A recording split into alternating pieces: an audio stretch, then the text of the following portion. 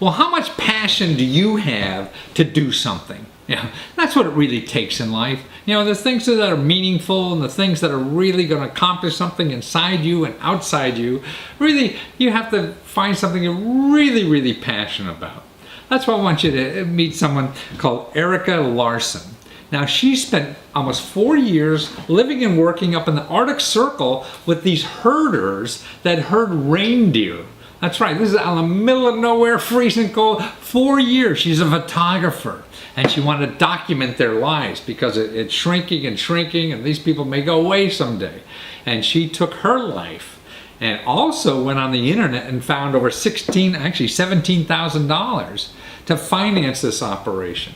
So that's why it really takes your passion and work and finding the money. And you can find the money, particularly, see, everything is a problem. You know, life, anything you choose to do in life, you know, are problems. But the only way to get through those problems is to choose something that you're really passionate about, because you'll get over those hurdles or get around those hurdles or find the way to do it where nobody else thought it'd be done. I mean, that's what's so great about life. And that's why what's inside your heart and living more with that gives you that passion to make sure you find a way to do something. So watch this interview. It's a little unusual interview because she was in almost another world when I was trying to do the Skype. And so it's a little different, but watch it and you'll learn from her. Hi! Well, today we have an interview, but it's a little difficult because the young woman's in Peru. Of all places, she's in Peru, and she's a wonderful photographer, videographer too, storyteller, and we're not getting any audio from Peru. So I can hear her, and we'll hear her, but she can't hear me. So we're giving her questions, and she's asking the questions. Okay? Go. Hi, my name is Erica Larson. I've been a photographer for the past 14 years.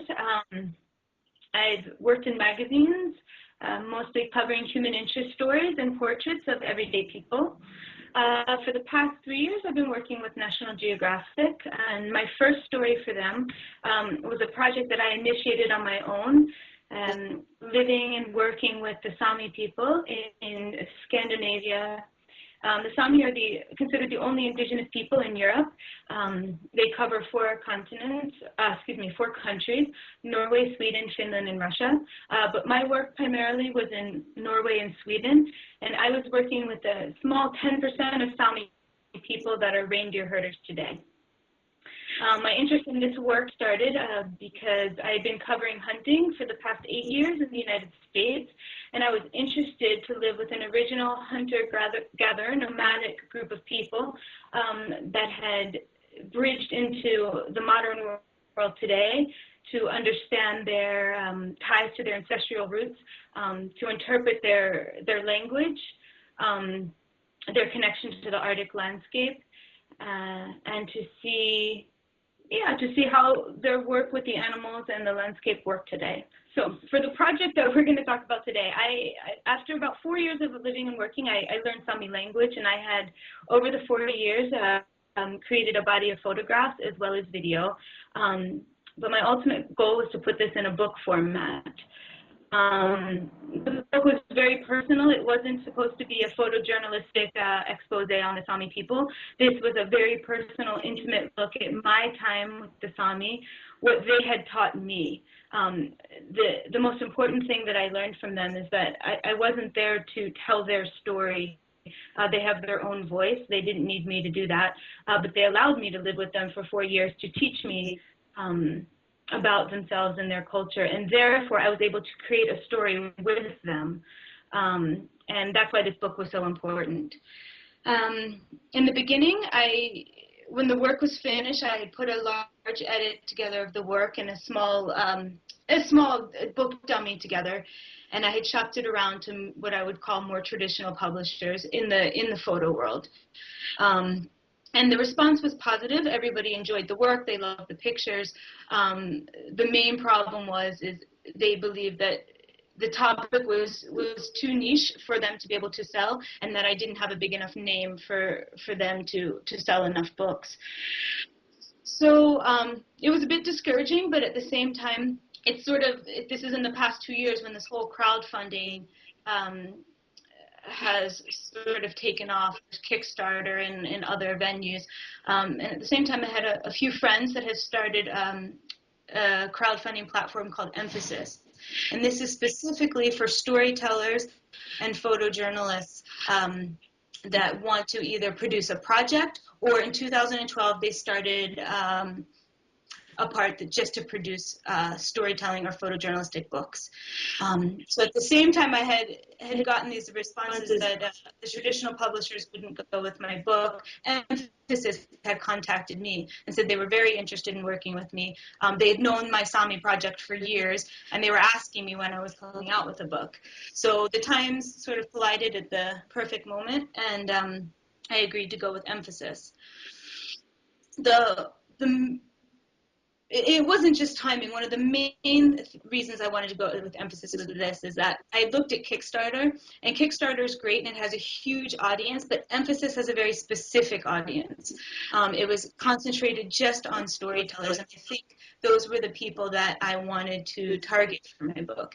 It's also the same way I sort of followed in my career. I never sent out 5,000 mass, emails or promotional cards to get a job. I honed in on 50 people that I thought would have an interest in the type of work I was doing. So Emphasis has sort of made sense with my entire career. The audience isn't as wide, but it's really specific. So to start the project, I had to create a small video teaser just explaining to people what the work was. I had to come up with my book design, and another reason I was really pleased with Emphasis is they didn't take any control in how I was to design the book or how I wanted to promote the project. That was all in my hands. What they really wanted to do is to support my endeavor. So I worked with my own designer. I spoke with Emphasis a little bit because I respect their choices in editing. So I talked with them about a few pictures that I was going back and forth on. But in general, they left that work up to me. And then from there, everything goes up on their site. So they kind of control all the, if you want to see the proof that's going up on the site, and then they have their own audience for emails. And the campaign I chose was for 3 months, and I was looking to raise $16,700 in order to complete the book that I want. And this would include printing the book in Italy. It's 4-color, and the size of the book that I wanted. So I had 3 months to raise the money. If I didn't raise the money in 3 months, all the money would go back. That's the way. I know different crowdfunding works different ways. This is the way it worked with Emphasis. But from the beginning, like I said, Emphasis kind of went out to their audience, but I did the same. I had to do most of the legwork also myself. All my contacts that I thought were interested, and some social media, mostly for me, just Facebook. I'm not a huge social media person, but I do use Facebook. I was more traditional with emails, and then also a lot of phone calls. I made phone calls to people that had followed my work over the years, or even people that had known my hunting work, and I knew that they would have an interest in this topic. And from there, the ball started, went rolling. Other people started advertising about the project. The book's available. It's available for order on Emphasis. It's also available in sort of niche bookstores. Photo Eye, ICP in New York.